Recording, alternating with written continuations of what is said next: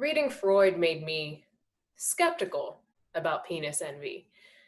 The power of giving birth makes womb envy more logical, and an organ as external and unprotected as the penis makes men very vulnerable indeed. But listening recently to a woman describe the unexpected arrival of her menstrual period, a red stain had spread on her dress as she argued heatedly on the public stage, still made me cringe with embarrassment. That is, until she explained that, when finally informed in whispers of the obvious event, she said to the all male audience, "And you should be proud to have a menstruating woman on your stage.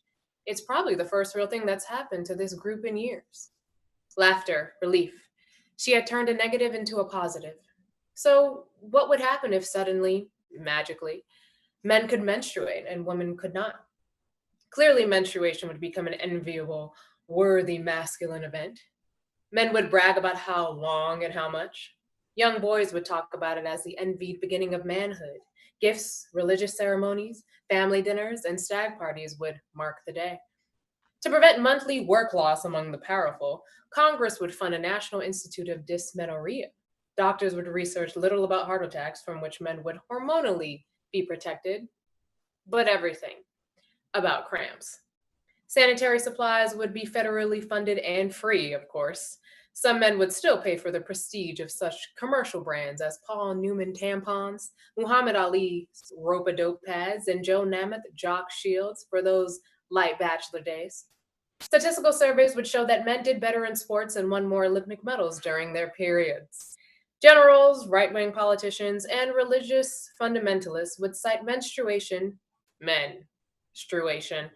as proof that only men could serve God and country in combat. You have to give blood to take blood. Occupy high political office, be priests, ministers, or rabbis. Male liberals and radicals, however, would insist that women are equal, just different, and that any woman could join their ranks if only she were willing to recognize the primacy of menstrual rights. Everything else is a single issue. Or self-inflict a major wound every month. You must give blood for the revolution. Street guys would invent slang. He's a three-pad man. And give fives on the corner with some exchange like, "Man, you looking good." "Yeah, man, I'm on the rag." Men would convince women that sex was more pleasurable at that time of the month. Lesbians would be said to fear blood and therefore life itself, though all they needed was a good menstruating man. Medical schools would limit women's entry. They might faint at the sight of blood. Of course, intellectuals would offer the most moral and logical arguments. Without the biological gift for measuring the cycles of the moon and the planets, how could a woman master any discipline that demanded a sense of time, space, mathematics, or the ability to measure anything at all? In philosophy and religion, how could women compensate for being disconnected from the rhythm of the universe, or for their lack of symbolic death and resurrection every month? Menopause would be celebrated as a positive event, the symbol that men had accumulated enough years of cyclical woman wisdom to need no more. And how would women be trained to react? One can imagine right-wing women agreeing to all these arguments with a staunch and smiling masochism. The era would force housewives to wound themselves every month.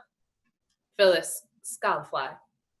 In short, we would discover, as we should already, that logic is in the eye of the logician. For instance, here's an idea for theorists and logicians.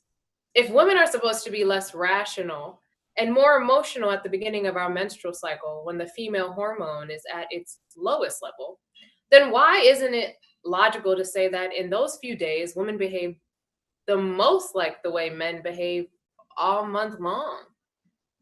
I leave further improvisation up to you.